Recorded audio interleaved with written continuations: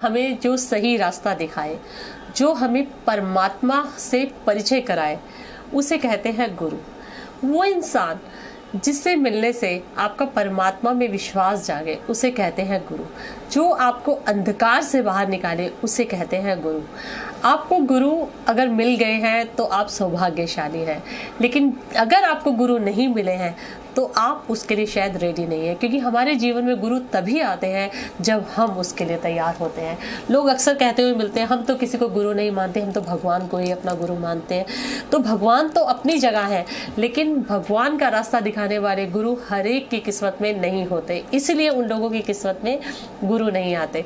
तो अगर आप अपने जीवन में गुरु आमंत्रित करना चाहते हैं कि गुरु हमें मिले, तो सबसे पहले आपको ईश्वर से प्रार्थना करनी होगी कि आपके जीवन में एक गुरु आए।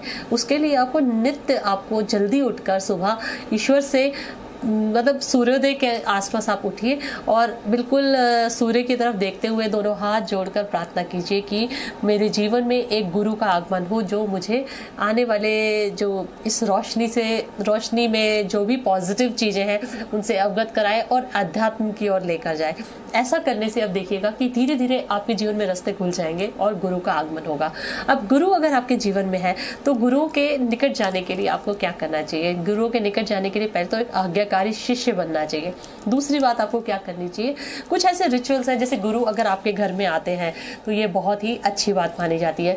गुरु जब आपके घर में आए तो सबसे पहले प्रवेश द्वार पर उनको पुष्पों से उनका स्वागत कीजिए। हमेशा आप गुरु को पुष्प या तो उनके ऐसे उनके सिर पे गुलाब की पंखुड़ियां डालिए या फिर उनको माला अर्पित कीजिए। हमेशा गुरु को ये करना चाहिए, चाहे गुरु 100 बार क्यों ना आए आपके घर, आपको हमेशा ऐसे करना चाहिए।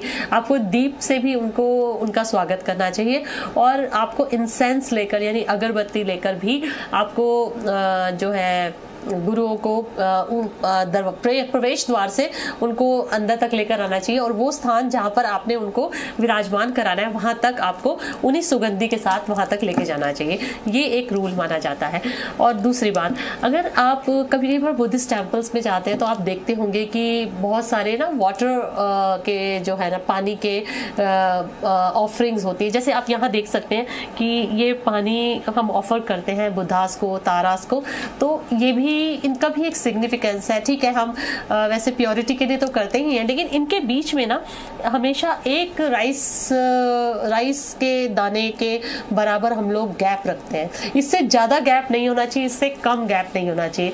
कहते हैं कि अगर आप 1 राइस ग्रेन का गैप रखते हैं तो आप हमेशा अपने गुरुओं के निकट रहते हैं। तो ये टिप्स हैं आपको अपने गुरुओं के आशीर्वाद प्राप्त करने के लिए, गुरुओं के निकट रहने के लिए। और बाकी तो मैं यही कहूँगी कि गुरु गोविंद दोनों खड़े, काके लागू पाए, बलिहारी गुरु आपने गोविंद दियो बताए।